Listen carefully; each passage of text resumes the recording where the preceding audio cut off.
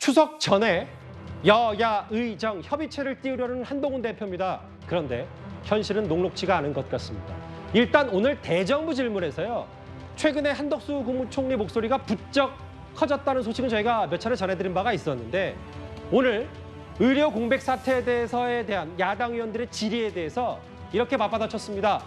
직접 한번 들어보겠습니다. 보고드려 재난위기 심각 비상상황이 7개월째 계속되고 있고 또 국민의 생명과 안전의 위협을 받고 있는 이런 상황에서 중앙재난안전대책본부장으로서 국민들께 사과하실 의향이 있으십니까? 최선을 다하고 있습니다. 사과하실 의향은 없습니까? 그 최선을 다하는데 협조해 주십시오. 그거는 가짜 뉴스입니다. 가짜 뉴스예요. 죽어나가요? 어디에 죽어나갑니까? 최선을 다하고 있습니다.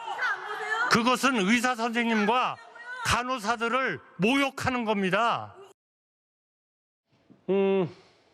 보신 그대로 저희도 저 영상 그대로를 활자와 텍스트로 이렇게 적어놨는데요. 죽어나간다는 거는 가짜뉴스, 가짜 정보다. 서영주 대변인 저 영상 어떻게 보셨어요? 한덕수 총리께서 흥분하신 거 보니까 가짜뉴스가 아닌 것 같습니다. 그러니까 본인이 답변하기에는 다소 당황스러운 질문이지 않았을까.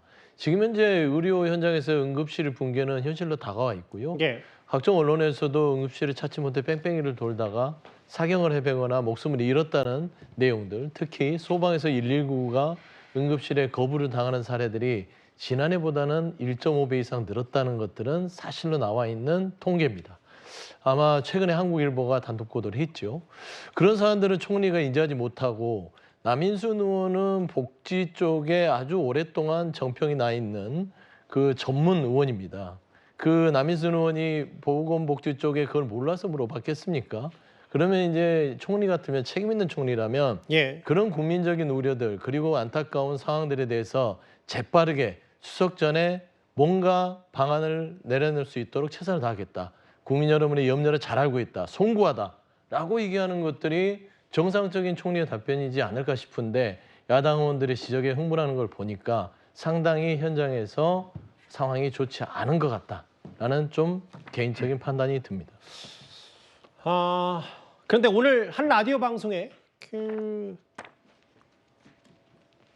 수석 한 명이 출연해서 이런 얘기했습니다. 이현정 의원님. 네. 모든 개혁은 반발이나 반대가 있을 수밖에 없는데 갈등 상황이 된다고 해서 사과하거나 문책하는 건 개혁의 동력이 떨어뜨릴 수가 있다.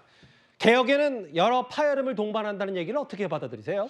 글쎄요. 이게 개혁이란 것도 파열음이 일어나지 최소화해야겠죠. 개혁이란 게 물론 역대로 보면 어떤 여러 가지 이해관계가 충돌되고 어려움은 있을 겁니다. 근데 마치 이거를 당연시 해버리면 안 되는 거거든요. 예를 들어 정부가 책임 있는 정부가 개혁을 함으로 있어서 최소한 피해를 줄이고 국민의 생명을 보장하고 예. 이런 것들을 이뤄내는 속에서 개혁을 해야 되지.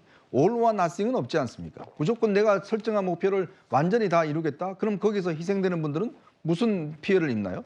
굉장히 많은 피해를 입을 거 아니겠습니까? 그러니까 이게 지금 개혁을 한다는 원칙론, 예를 들어 개혁을 하게 될 경우에 피해를 볼 수 있지만 그렇다고 정부가 그게 마치 당연한 것처럼 예를 들어서 지금 우리가 의료개혁을 하는데 많은 사람들이 뺑뺑이 돌고 어려움을 당하는 게 그게 마치 그냥 당연한 것처럼 사과도 안 해도 되는 것처럼 그렇게 이야기하면 안 되는 거죠. 지금 이 한덕수 총리가 지금 화가 나서 뭐 가짜뉴스 이야기를 하시는데 예. 그럼 언론에 지금 보도되는 게 다 가짜뉴스란 말입니까? 그건 아니지 않습니까? 본인이 책임자로 그런 부분에 대해서 정말 사안이 없도록 노력하겠다 이렇게 이야기를 하셔야지 그걸 가짜뉴스다 사실이 아니다라고 이야기를 하면 그럼 기자들이 지금 다 허위뉴스를 쓰고 있는 건가요? 그게 아니라 이런 어떤 개혁과 일어날 수 있는 피해를 마치 당연하게 이루어지는 것처럼 그렇게 이야기를 할 경우에 이거는 제가 볼 때는 올바른 접근은 아니다 이런 생각이 듭니다.